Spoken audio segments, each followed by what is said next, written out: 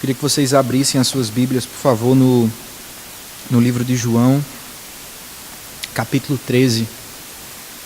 Texto conhecido por Jesus lavar os pés dos seus discípulos.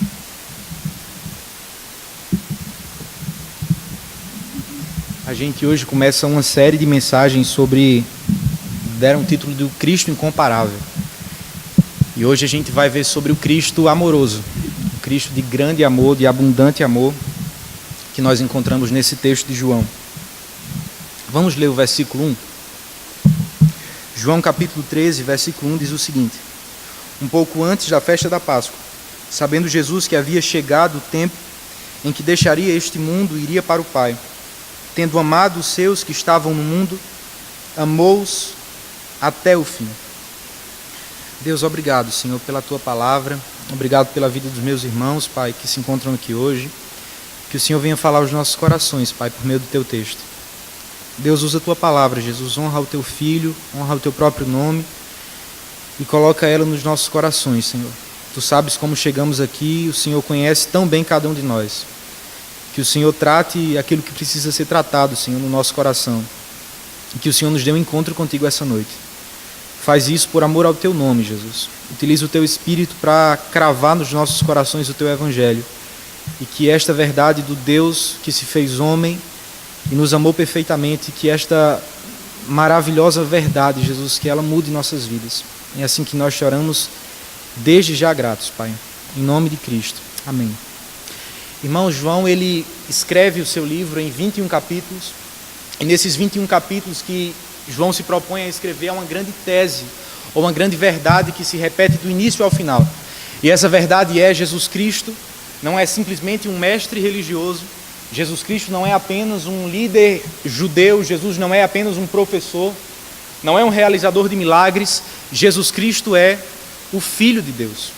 Essa é a grande verdade que João tenta expressar àqueles que lhe escutam ao longo dos seus 21 capítulos. E ele faz isso muito bem.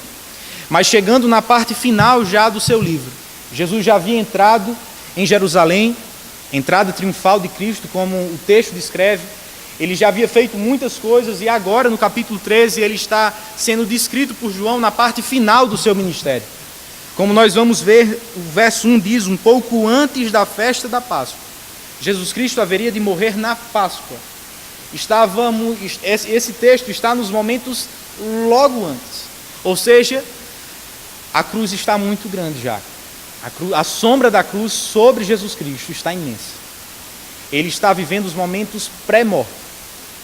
E é nessa parte final que João ele não gasta apenas mostrando e defendendo a ideia de que Jesus é o Filho de Deus, Jesus Cristo é o próprio Deus, mas João também, através deste capítulo 13 em especial, ele finca uma bandeira dizendo que Jesus Cristo não é apenas Deus, Jesus Cristo não é apenas divino, mas Jesus Cristo também é o maior referencial quando o assunto é o amor.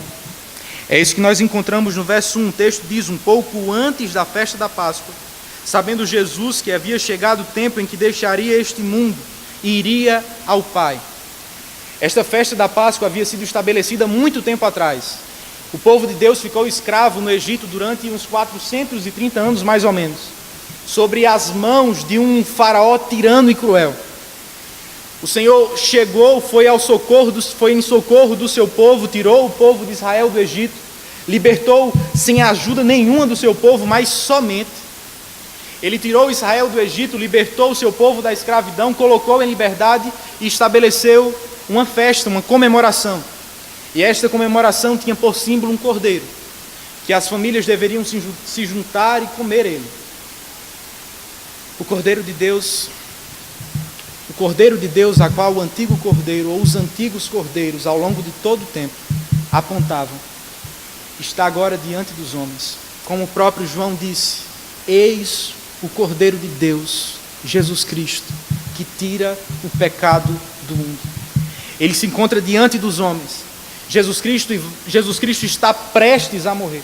O próprio Cristo, como diz o verso 1, sabe que chegou a sua hora. Ao longo do Evangelho nós encontramos por vezes Jesus dizendo: ainda não chegou a minha hora, ainda não é meu tempo. Aqui, no entanto, ele não diz mais isso. A morte está às portas. o motivo pelo qual ele veio ao mundo está prestes a se concluir.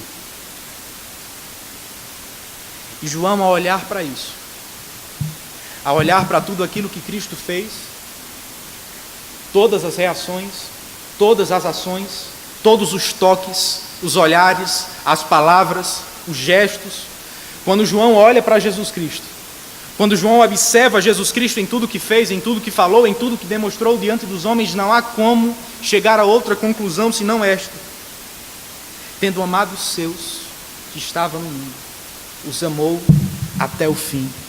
Ou, em outras palavras, os amou perfeitamente. Quando nós falamos sobre o amor, que tenhamos em vista que Jesus Cristo é o seu maior referencial. Somente Ele, soube e sabe o que é amar perfeitamente. Tendo em vista esta verdade, a pergunta que devemos nos fazer é como o amor de Cristo se manifesta no texto. A tese de João no capítulo 13 é esta: Jesus Cristo é a grande imagem, é o grande modelo, é o grande referencial quando o assunto é o amor. Mas como esse amor se manifesta? Nos versos seguintes, João ele vai tratar de exemplificar estas verdades. A primeira verdade que João nos apresenta quanto ao amor de Cristo, ou como este amor se manifesta. João nos mostra o amor de Cristo se manifestando de modo servidor. Esta é a verdade que a gente pode encontrar a partir do verso 2. O texto diz: estava sendo servido o jantar, e o diabo já havia induzido Judas Iscariotes, filho de Simão, a trair Jesus. Os discípulos estavam reunidos em um mesmo local. Não se sabe exatamente a casa ou local onde esta casa estava, mas a verdade é que todos estavam juntos, comendo, conversando, olhando, aprendendo de Cristo. Pelo menos é isso que se pode ver aos olhos humanos. É isso que se pode perceber do lado de fora. João, no versículo de número 2, ele trata de mostrar o que está por trás das cortinas. Se do lado de fora, ou se aos olhos humanos, se aparentemente, aquilo que nós conseguimos observar ou prestar atenção daquele jantar são ensinos, conversas, comunhão, o que está por trás das cortinas é traição, mentira e engano. João ele destaca no verso 2 dois traidores. Um mais antigo, conhecido por nós desde o Éden, que por querer ser igual a Deus, traiu o seu próprio Criador. Ele passa a destacar outro traidor. Desta vez um homem que também desfrutou de comunhão, ou de estar perto de Cristo, mas agora também estava se juntando ao primeiro, Satanás, a fim de trair o seu Senhor. Dos dois traidores que João descreve no verso de número 2, agora ele volta os seus olhos para o próprio Jesus Cristo no verso 3, dizendo: Jesus sabia que o Pai havia colocado todas as coisas debaixo do seu poder, e que viera de Deus e estava voltando para Deus. Perceba a ordem das informações. Primeiro João fala sobre o traidor, ou os dois traidores. Em sequência ele começa a falar sobre Jesus Cristo. E olhe em que termos ele fala sobre Cristo. O Pai havia colocado todas as coisas debaixo do seu poder. Ele exalta Jesus Cristo. Ele eleva Jesus Cristo numa posição de mais alta importância. Jesus Cristo é coroado como Senhor de tudo, sobre todos os tronos, sobre todos os nomes, sobre todos os poderes, sobre todas as pessoas. Jesus Cristo é Rei sobre tudo e sobre todos. João eleva Jesus Cristo às alturas aqui. Verso 11, ele diz algo mais. Ele sabia quem iria trair. Os dois traidores, o Deus, homem que sabe que pode todas as coisas, que é todo poderoso e ao mesmo tempo não é apenas todo poderoso, mas é o mesmo Deus que sabe todas as coisas, inclusive quem é o seu traidor, que por sinal divide o pão consigo. Se você encontrasse esse tipo de roteiro, esse tipo de informação nos filmes, nos livros ou na vida real dos nossos dias, com qualquer um de nós, se você sabe quem vai lhe trair, principalmente que é uma pessoa próxima, se você tem todo o poder para fazer qualquer coisa que seja, o que você faz? Ou o que é esperado que aconteça? Destruição do traidor, aniquilação, morte. O que acontece logo em sequência no verso 4, leiam comigo. Assim, levantou-se da mesa, tirou a sua capa, colocou uma toalha em volta da cintura. Depois disso, derramou água numa bacia e começou a lavar os pés dos seus discípulos, enxugando-os com a toalha que estava em sua cintura. Jesus, ele sabe todas as coisas, inclusive quem são os seus traidores. No entanto, ele não destrói ele não destrói o traidor. Ele não aniquila o traidor. Ele não coloca fim à vida de Judas antes. O texto diz que Jesus, ele faz uma troca. Ele tira a capa de Senhor, a capa que os anfitriões usavam normalmente, capas de gente normal, de gente importante, e passa a adotar agora uma toalha em meio à sua cintura de servo, e vai em direção aos pés dos seus discípulos a fim de lavar cada um deles. Esse tipo de função não era típica para os homens judeus da época. Não era apenas os servos que faziam esse tipo de trabalho. Eram servos dos servos. Não eram os homens judeus servos que atuavam lavando os pés das visitas. Eram a classe mais inferior dentre os próprios servos. Na época, mulheres e crianças, gentias. O que Jesus faz é trocar a capa de Senhor, é trocar a capa de autoridade e adotar a toalha de servo. O que Jesus faz é abrir mão de sua glória, a fim de se aproximar dos pecadores. O que Jesus faz é abrir mão de todo o seu poder, abrir mão de toda a sua capa de poder, de fama, de glória, de nome, de importância, a fim de vestir a roupa de um humilde servo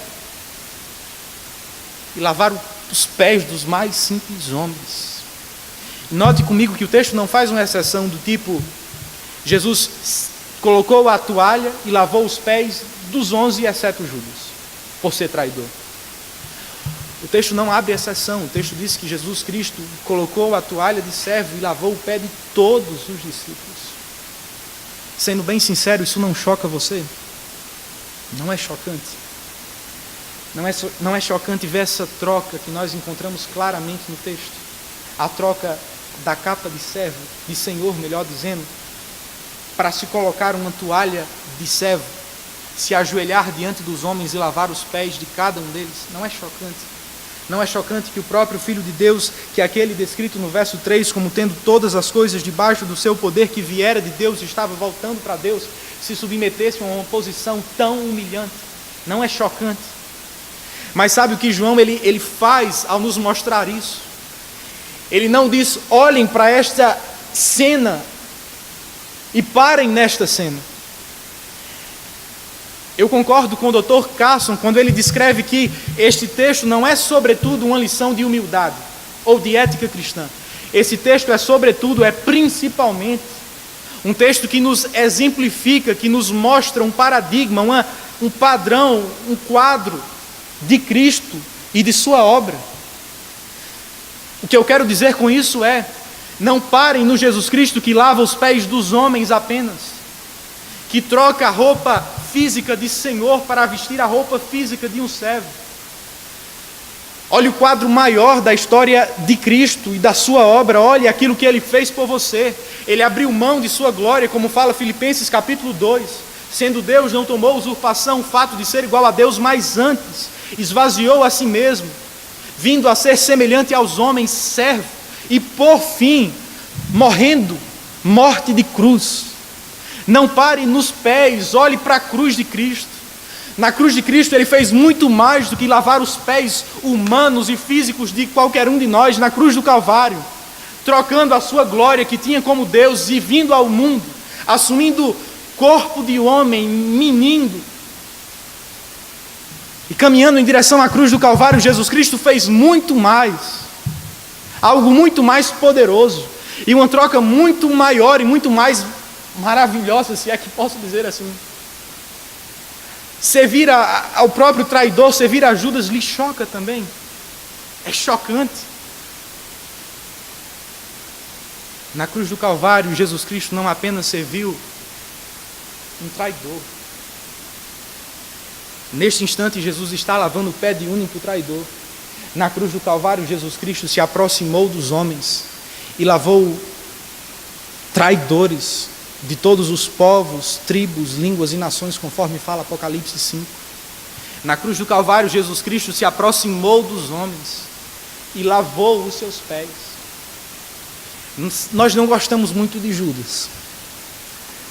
Brincando com minha avó, ela tem 86 anos mais ou menos, está um pouco já com um juízo não tão bom, perdoe a palavra, né? Eu brinco com ela falando que meu filho vai ser Judas, o nome dele. Ela diz: Vinicinho, não faça isso não com o menino. Judas é o judeu que trai o nosso Senhor Jesus Cristo. Nós não gostamos de Judas. Eu quero dizer a você que diante de Deus, em certo aspecto, todos nós somos Judas. Renan disse que diante de Aslan, em certo aspecto, ou diante de Deus, todos somos Edmundos. É verdade. Diante de Deus, todos nós somos Judas. Por que digo isso? Porque eu entendo o que o Evangelho fala sobre a natureza do nosso pecado. Será que você entende o que é o seu pecado diante de Deus? Tim Keller, ele descreve o pecado como um ato de traição ou um ato de rebelião. É como se nós chegássemos a Deus e falássemos: Senhor, ou melhor, você. Eu não gosto dessa ideia de viver em um reino com um rei. Eu quero ser o próprio rei da minha história. Eu quero governar a minha própria vida. O pecado não é nada mais, conforme Tim Keller, do que você estabelecer uma bandeira no seu coração dizendo: a partir de hoje quem governa sou eu. Independência de Deus. Diante de Deus, todos nós, irmãos, somos traidores. Mas a boa notícia do Evangelho é que este Deus, Ele ama salvar pecadores, Ele ama salvar Edmundos, Ele ama salvar Judas traidores. Foi isso que Jesus falou: eu não vim chamar os justos, mas sim os pecadores ao arrependimento. Ou seja, Ele ama traidores.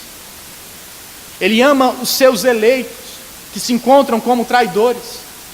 Mas por conta de Cristo, são feitos filhos, são perdoados, são redimidos, são transformados, são salvos. Não pare na toalha, nem nos lavar de pés. Olhe, através destas verdades, para uma obra muito maior que Jesus Cristo fez em meu e em seu favor na cruz do Calvário. Deus homem lavou o pé de traidores e fez deles os seus próprios filhos, para a glória de Deus. A outra verdade que nós encontramos no texto, irmãos: o amor de Deus, ele se manifesta também como um amor necessário a ser experimentado. O verso 6 nos diz o seguinte: chegou-se Simão Pedro, que lhe disse: Senhor, vais lavar os meus pés? Jesus, ele começou a lavar os pés dos discípulos, mas quando ele começa, logo de cara, Pedro repreende a Jesus Cristo. Ele não pergunta do tipo: filho, você vai para o culto de 6 horas, ou de 4:30, ou de 7? Pedro pergunta a Jesus Cristo, ou impõe a Jesus Cristo muito mais como algumas mães aos seus filhos: filho, você vai lavar a louça do almoço? Não é verdade? Não é o tipo de pergunta com duas opções de resposta. Só há uma resposta. Pedro diz: Senhor, tu não vais lavar os meus pés. Ao ponto que Jesus responde: você não compreende agora o que estou lhe fazendo, mais tarde, porém, entenderá. Isso que Jesus falou foi verdade ao longo de muitos momentos.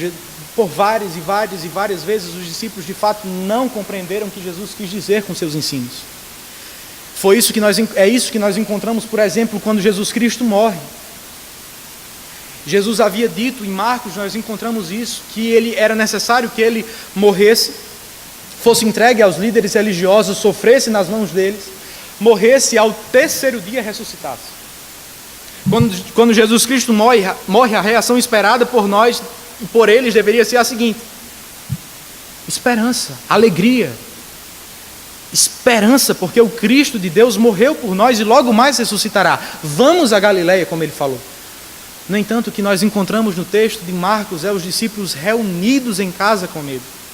Eles não entendiam, por vezes, o que Jesus disse, ensinou, pregou. O texto continua dizendo, Jesus diz, ou melhor, Pedro, versículo 8, não, Senhor, nunca lavarás os meus pés. Ao ponto que Jesus responde, se eu não os lavar, Pedro, você não terá parte comigo. Irmão, se Jesus ele está apenas querendo ser humilde diante dos seus discípulos, se é assim que você interpreta esse texto, você vai ter sérios problemas para entender esse versículo. A resposta de Jesus Cristo, se nós entendemos que o que ele está a fazer é simplesmente uma aula sobre humildade, a resposta de Jesus Cristo é completamente inusitada ou estranha. Se é apenas isso, humildade, aula de humildade, Jesus está dizendo isso mais ou menos.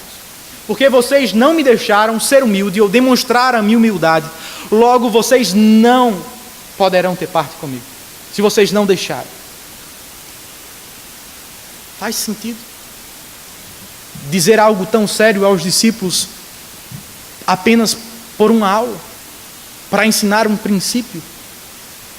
Eu concordo com John Piper quando ele fala que o significado deste texto não é esse, mas ele pode ser encontrado no verso 10. Quem já se banhou precisa apenas lavar os pés, Pedro.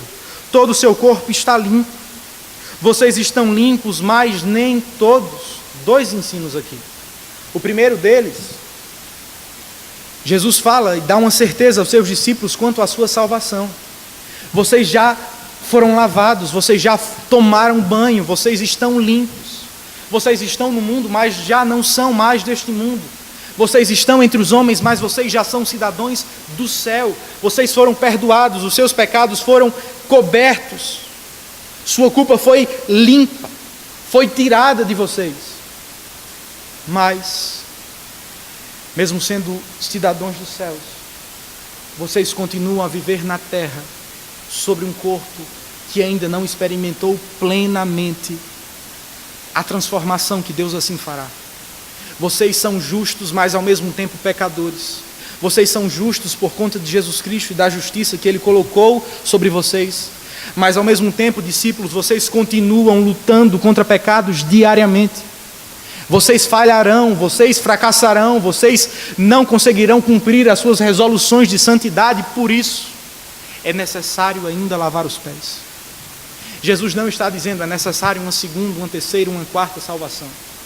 O que Jesus está dizendo aos seus discípulos é, concordo com Piper quando ele fala isso, vocês continuarão a depender e a precisar da graça abundante de Deus, dia após dia. Confissão e arrependimento e perdão. Vocês continuarão dependentes da graça de Deus, continuarão a necessitar do perdão diário, até que Ele volte, ou até que vocês possam ir até Ele. É esse o significado do texto. Mas observe como esta porção acaba no verso 11. Pois ele sabia quem iria traí-lo, e por isso disse que nem todos estavam limpos. Ele está se referindo a Judas, o traidor. O bispo inglês J.C. Riley, comentando o texto, ele diz que este versículo ele se encontra na Bíblia, assim como aqueles grandes faróis se encontram nos portos. Eles têm a função de avisar aos marinheiros do perigo que logo à frente eles poderão se deparar. Textos como esse que estão na Bíblia têm esse mesmo papel para a vida de cada um de nós. Eles são como um grande alerta diante dos nossos olhos. Que alerta esse texto nos faz? De que perigo esse texto nos exorta, nos alerta, nos adverte do perigo do engano, irmãos. Judas caminhou com Jesus Cristo. Judas esteve ao lado de Jesus Cristo. Judas esteve a centímetros dos discípulos. Mas o seu coração estava a quilômetros do Salvador. O que esse texto nos mostra é religiosidade não é suficiente. Ser um bom religioso não lhe bastará. Ser um bom religioso não poderá mudar a sua relação diante de Deus, não poderá mudar quem você é diante dele. Uma boa religiosidade pode abrir muitas portas.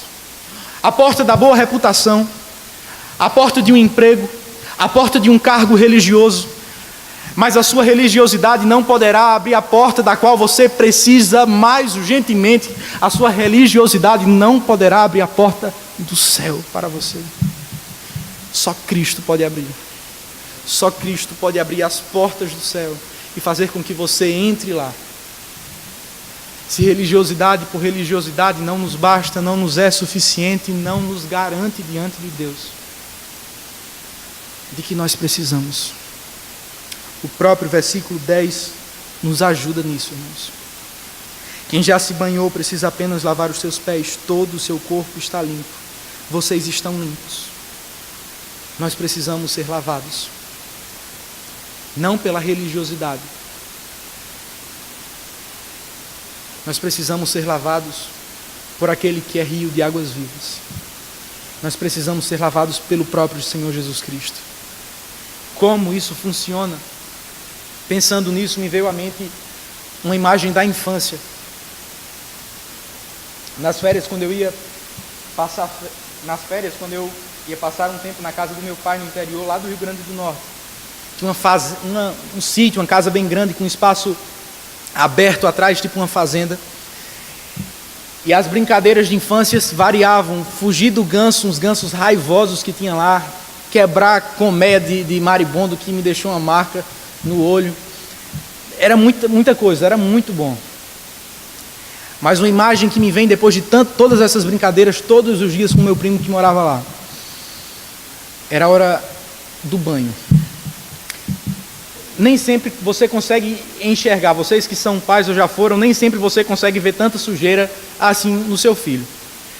Mas tem algo chamado esfregão, seja com alguma coisa ou seja com o próprio braço. Meu amigo, isso mostra quem você é por dentro. Eu me via limpo, eu me via completamente puro, mas só bastava uma daquelas mulheres que cuidavam da gente pegar o dedo debaixo do chuveiro e passar na minha pele, que saía aquilo que os meus olhos não podiam ver. Sujeira, ou grude mesmo, nós somos paraibanos. Esse era o primeiro passo do banho. Eu odiava isso, era ruim, dava uma agonia danada, mas era preciso.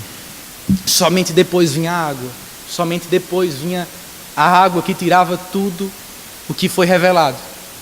Com o Evangelho é mais ou menos assim. A lei de Deus tira aquilo que seu coração não, que os seus olhos humanos não percebem inicialmente. A lei de Deus faz isso com você.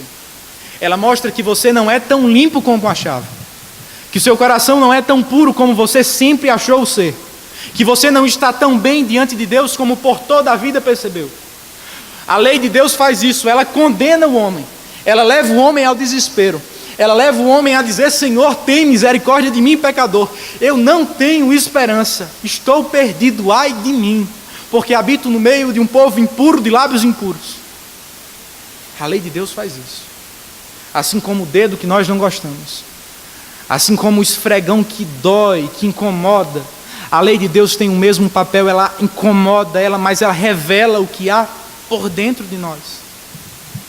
Mas depois vem a graça, vem o Evangelho, vem Jesus Cristo dizendo que nos aceita, que nos perdoa, que nos salva, que nos limpa, que nos modifica. Você já experimentou esse banho?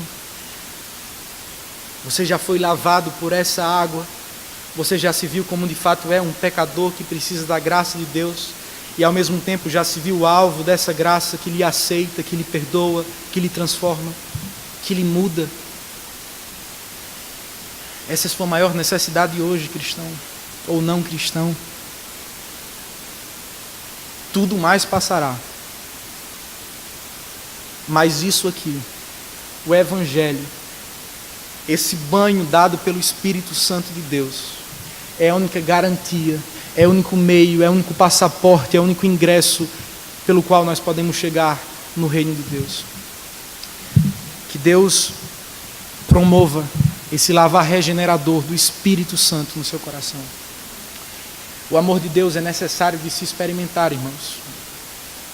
Que nós venhamos a experimentar Ele profundamente em nossas vidas. E por fim, João nos diz uma terceira e última verdade quanto ao amor de Cristo. O amor de Cristo se manifesta como um amor necessário de se imitar ou de se praticar. O verso 12 começa dizendo: quando terminou de lavar os pés, Jesus tornou a vestir sua capa e voltou ao seu lugar. Então lhe perguntou: vocês entendem o que lhes fiz? Vocês me chamam mestre e senhor, e com razão, pois eu sou. Pois bem, se eu, sendo senhor e mestre de vocês, lavei-lhe os pés, vocês também devem lavar os pés uns dos outros. Eu lhes dei o exemplo para que vocês façam como lhes fiz. Digo-lhes verdadeiramente que nenhum escravo é maior do que o seu senhor, como também nenhum mensageiro é maior do que aquele que o enviou. Agora que vocês sabem essas coisas, felizes serão vocês se as praticarem. O ensino que Jesus Cristo mostra aos seus discípulos e a nós nesse texto é muito simples, é muito claro. É uma ordem do tipo assim: se aquele que tem grande glória, se aquele que de fato tem importância, se aquele que de fato é Deus, aquele que é Senhor sobre todos, se ele se submeteu a isto, o que poderão fazer os seus discípulos, se não segui-lo? O texto ele quase se auto-explica. Ele é muito fácil de se entender. Se aquele que tem importância se submete, o que dizer daqueles que estão abaixo dele? Nós não temos outras escolhas. Por conta do tempo e por conta do próprio texto, não gostaria de me demorar muito mais nesta porção. Eu queria partir para o modo como nós respondemos ao texto. Olhando para textos assim, é perigoso a gente dizer apenas o seguinte: faça ou seja amoroso, ame seu próximo, ame o seu vizinho. Não que aplicações desse tipo não tenham lugar, têm lugar e devem ser ditas. Mas eu acredito que isso nós sabemos. Nós sabemos que devemos amar o nosso próximo, nós sabemos que devemos nos compadecer daqueles que sofrem, nós sabemos essas coisas. A questão não é tanto faça, seja, a questão é por que nós não fazemos. Por que é tão difícil, irmãos, abaixar? Por que é tão difícil diminuir a fim de servir aos outros? Por que é tão difícil demonstrar esse tipo de amor servidor a qual o próprio Senhor Jesus nos ensinou? Por que é tão complicado assim? Se você apenas parar no seja, faça, ame o próximo, faça aquilo, apesar de ter o seu aspecto, você corre o risco de cortar apenas as folhas, enquanto a raiz continua podre. O nosso problema não é tanto o lado de fora ou o que as nossas ações manifestam. O nosso grande problema é o que está por trás das nossas ações, ou o que está por trás da falta de nossas ações amorosas.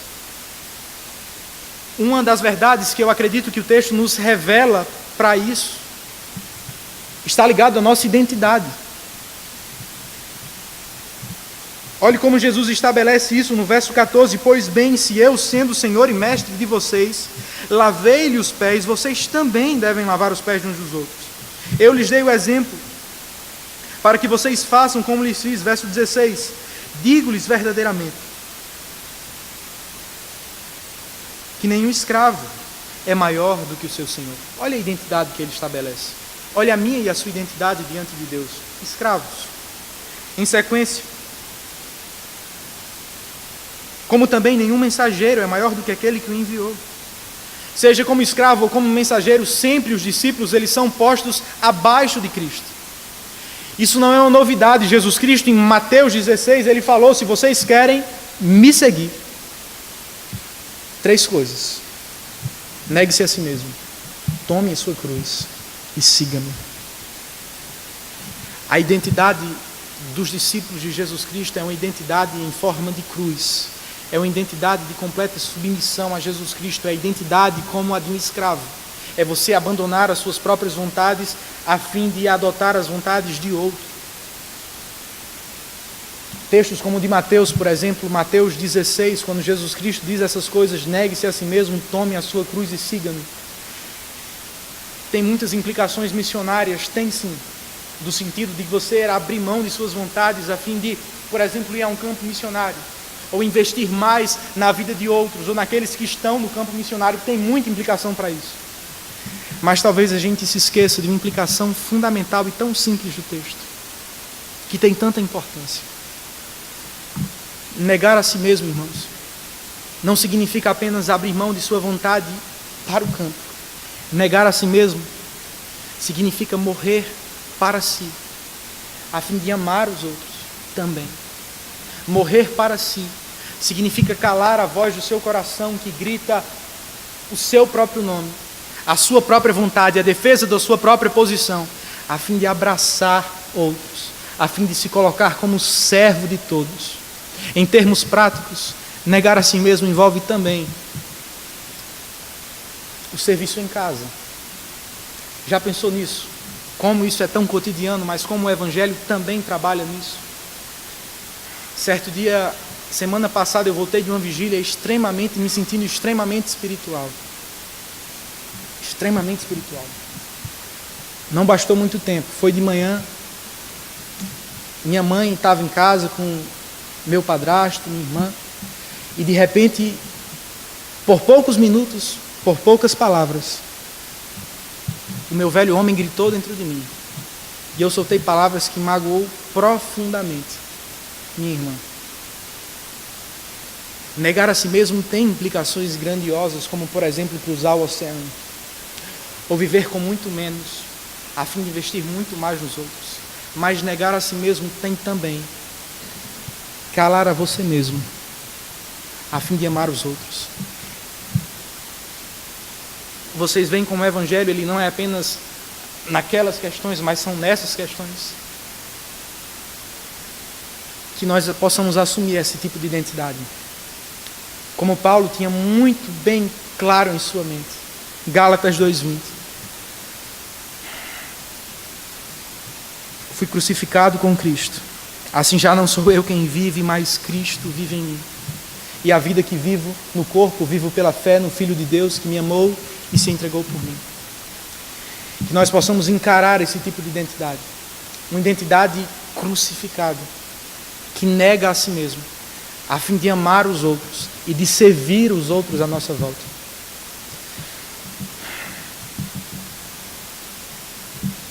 Amém. Por última palavra, pensando nesse ano que se começa, como você percebe o amor de Jesus Cristo? Como você pode discernir esse amor de Cristo? Como ele se manifesta? Há muitas maneiras do amor de Jesus Cristo se manifestar. Uma delas, por exemplo, pode ser as nossas famílias, as nossas casas, coisas do nosso cotidiano. Mas há algo central, irmãos, que nós não podemos sair desta noite sem perceber isto. Por mais que as circunstâncias da vida digam o contrário, por mais que a nossa vida experimente algo diferente, que nós tenhamos em vista isso, o amor de Jesus Cristo, a máxima manifestação do amor de Jesus Cristo, não está em como foi a sua ceia de Ano Novo, não está em como está a sua família, se ela é completamente perfeita, não está no nível, na profundidade do seu casamento, não está em nada disso. A máxima manifestação do amor de Deus por você e por mim, que nós saiamos daqui conscientes disso, está naquilo que Paulo falou em Romanos 5:8. O amor de Deus se manifesta para conosco pelo fato de Jesus Cristo ter morrido por nós, sendo nós ainda pecadores. Se você quer sair daqui com a imagem do Deus amoroso, do Jesus Cristo amoroso, do Jesus Cristo incomparável,